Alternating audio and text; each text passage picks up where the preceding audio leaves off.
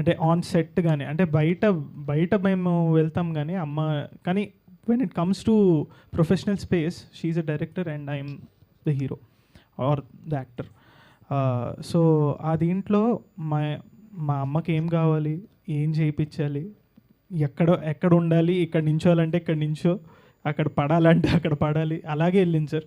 So and మేము I enjoyed sir. అంటే నాకు చిన్నప్పటి నుంచి ఏంటంటే సార్, మా అమ్మ వీడియోలు తీయడము, నా మ్యూజిక్ వీడియోస్ కానీ లేకపోతే ఒక కెమెరా పట్టుకొని ఇక్కడి నుంచో అంటే మాకు అలవాటు అయిపోయింది సార్. అంటే ఇంట్లో కూడా సినిమాలే మాట్లాడుకుంటాం.